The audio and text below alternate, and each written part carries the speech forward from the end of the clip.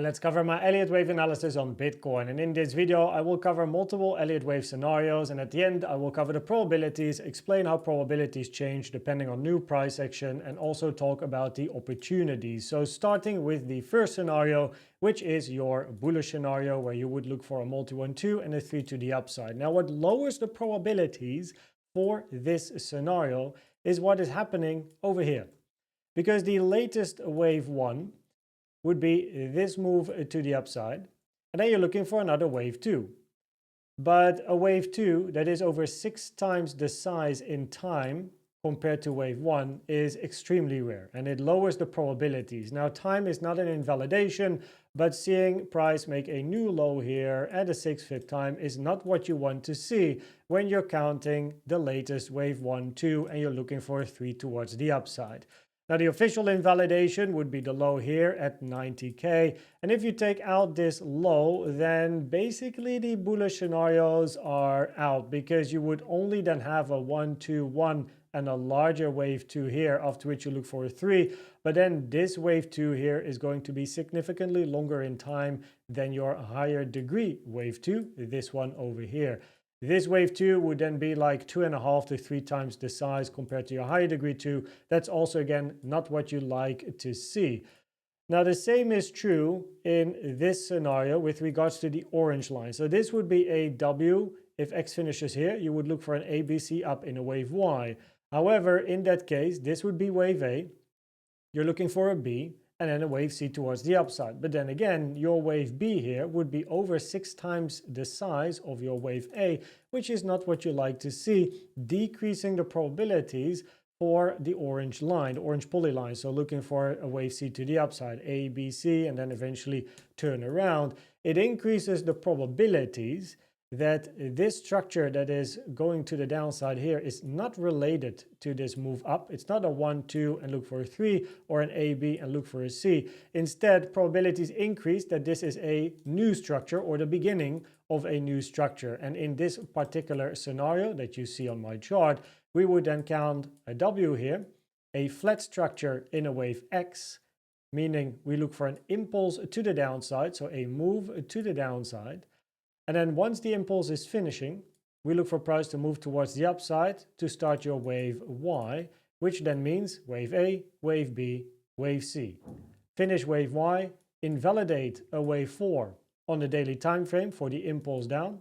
1, 2, 3, 4, 5 wave structure. Invalidate wave 4 by moving beyond 97.2K. And then you're looking for another leg to the downside to take out the low. You can imagine that is quite interesting from a psychology point of view, because if price would touch the 618 and invalidate an impulse to the downside, people online might start to become very, very bullish.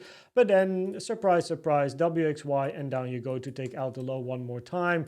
Early longers or investors then get stopped, and the liquidity down here is interesting. Grab that liquidity after another 3-wave move down, and then you look for price to move up to then create on the higher time frame a wave W, a wave X, wave Y, double zigzag, and look for price to move towards the upside. So that is an idea. It stems from what we see here locally. If this turns into a larger corrective structure over here, we would look for price to move to the downside.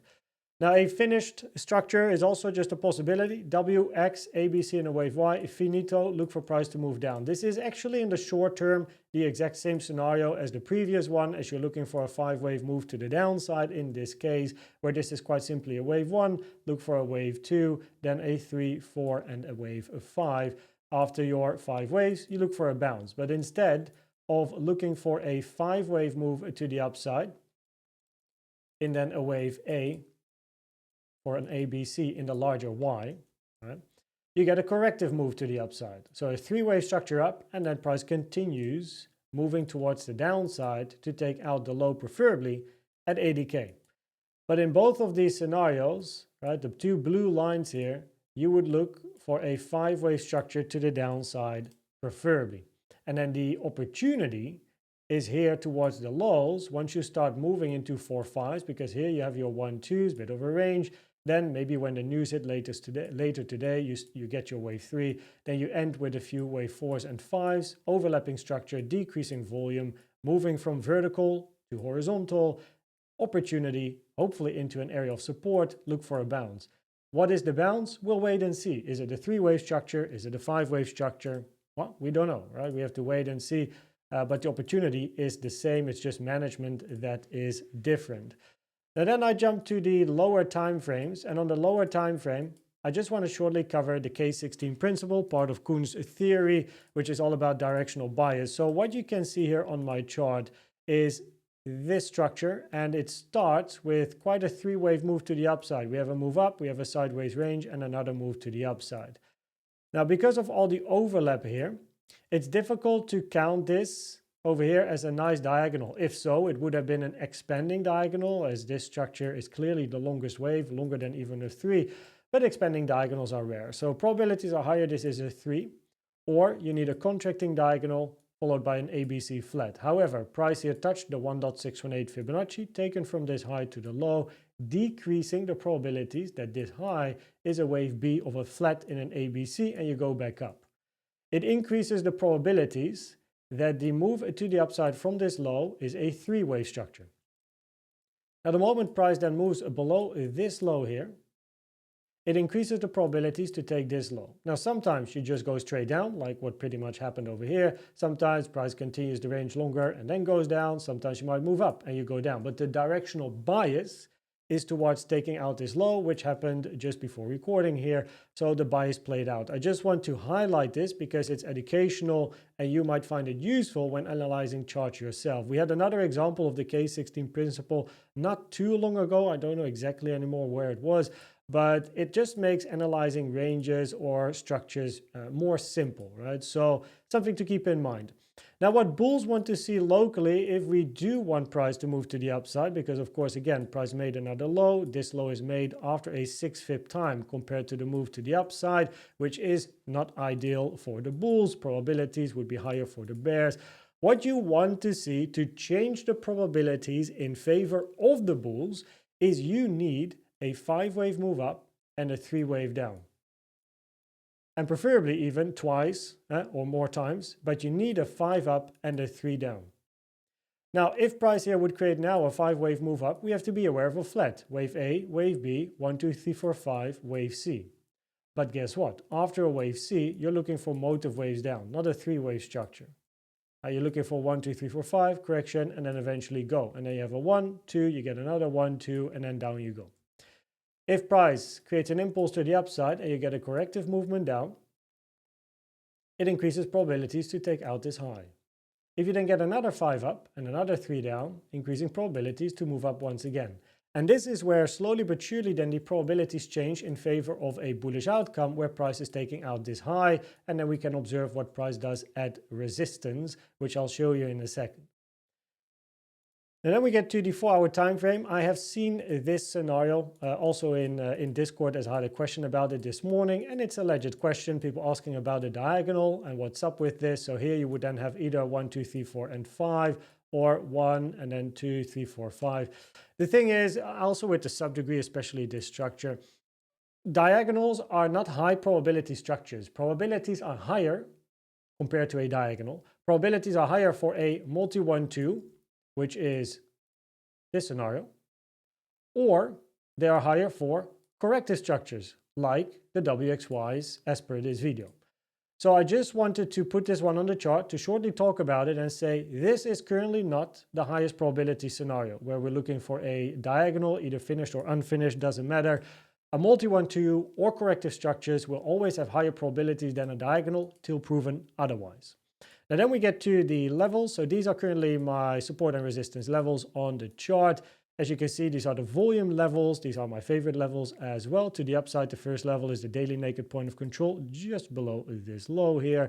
And then to the downside, you can see 89.5K is the first daily naked point of control to the downside, which on Atlas, by the way, was a touched level, but on my chart, a few dollars in between. So if you get down there, it might not prove it might not act as support, but 87.2 is the next area. At least you are aware of these levels. Then we have the time frame horizontals over here.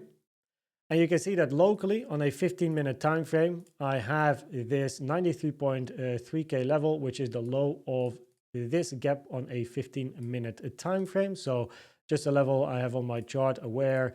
And then we go to the order block. So to the downside here, we have 86.4 to 87K, and to the upside, the next order block would be 101.3 to 103.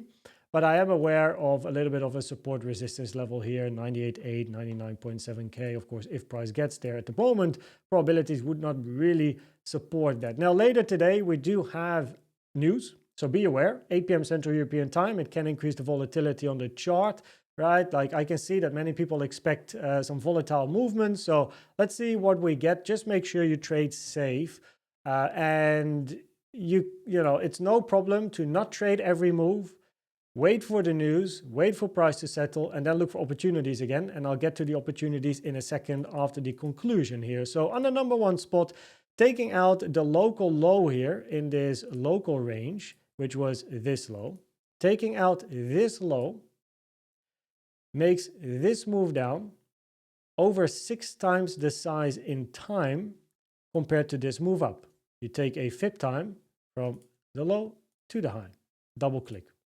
And yes, it is taken from that low here, because if this was a multi-1-2 structure, you still wanted to see a multi-4-5, which we didn't get. So therefore, you take it from this low to the high, and this is an impulse on the lower time frames. But you can see price is moving below this low after the 6 FIB time, which therefore impacts the probabilities. Even though time is not an invalidation, it impacts probabilities for this to be either a wave 2 or a wave B. And in the end, all we use as analysts, as traders, investors, it is probabilities. Probabilities are never 100%, it's not certainties, but probabilities. Now, on the number 2 spot, because it's over 6 times the size, it decreases bullish probabilities, meaning, is this move down a wave 2 or a wave B? Probabilities decrease for this to be a wave 2 or B, because it is currently moving, made a new low after the 6 FIB time. It increases the probabilities for larger moves to the downside. In other words, it increases the probabilities that this structure is something new.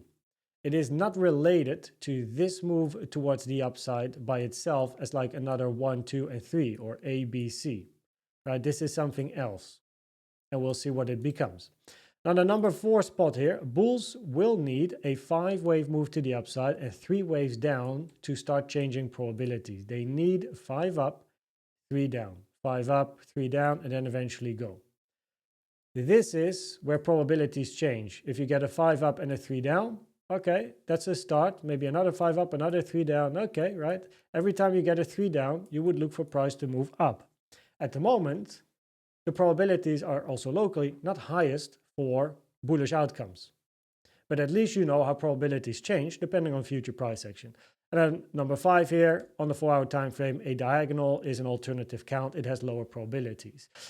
Now then, let's talk about opportunities from an Elliott Wave, more like trading point of view. So first of all, yesterday, and this was after the content, 8 p.m. Central European time, price was moving towards the upside. Of course, the expectation with the bullish CVDs, the video of yesterday, right? I said in the conclusion as well, like, hey, it would be nicer to see price move towards the upside with the bullish CVDs. I was initially looking for maybe another D and E in the triangle and then up, but in the end, this was the triangle bit short here, and then price just moved up, so the directional bias was correct. But as price was moving towards the upside, I wrote at 8 p.m., I wrote this message here. You can stop the video. But the conclusion is that a move down is more attractive, right? Unless we rapidly move beyond 95, 96. But the problem was that price was slowing down. And I wrote that post at about like 8 p.m., which is when price was ranging somewhere here. And that's the moment I was like, yeah, I like this starts to take quite a long time now. It's starting to slow down, right? Even if price would maybe create some more highs, probabilities increase that this would be a 4, 5, 4, 5, and then you move down. So based on seeing this, I was like, well, it's more interesting to look for price to move towards the downside. So that is where then the first opportunity comes. I had similar scenarios yesterday, but basically in a nutshell, this is what we were looking for. Probabilities were higher for a drop. Now price, of course, dropped, right? We got to move towards the downside, and with areas of resistance, the first area of resistance was taking out this high. So that was the first area for potentially an opportunity, and the other two were actually a little bit higher over here. In case price was going to move up with 4-5 decreasing volume, there was an opportunity. Now that's already passed. So with regards to the new Elliott Wave scenarios, for a multi 1-2, which is the bullish scenario, I'm not comfortable, based on Elliott Wave probabilities, to look for longs. I would need more proof. Longs would come later. I would like to see at least a 5 up, 3 down. If the 3 down is confirmed, there might be an opportunity there. So that would be the opportunity. If price does this, I'm not interested. I would look for whatever happens later again. But locally here, a new opportunity would need a 5 up, a 3 down. Mind you that a 5 up does not mean anything because it can still be wave C of a flat in an ABC and then continue down after, right? Now for this scenario, of course, if we see 5 down, 3 up, maybe another 5 down and a 3 up, the 3 up is a potential short opportunity. Long opportunities, which might in the end actually be more interesting, if you get a 5 wave towards the downside, right? Of course, shorts can be taken in the 1-2s. Once you start moving into your 4-5s, preferably on decreasing volume, into support, there's an opportunity here for a long, and then we'll see what the move towards the upside is going to be. Right? Same is true here, 5 wave down, look for price to turn around. We'll see what this is. Is it going to be a 5? Is it going to be a 3? We let the chart do the talking. So yeah, this is currently what's going on. Hopefully you enjoyed this video. So thanks for watching, and yeah, hopefully you found this video valuable and helpful. On the left you see a video on the simplest way to use and trade Elliott Waves without even counting, and on the right is the Elliott Wave educational playlist to help you understand more about Elliott Waves. Thanks for watching and subscribing, and I hope to see you at the next one. Bye bye.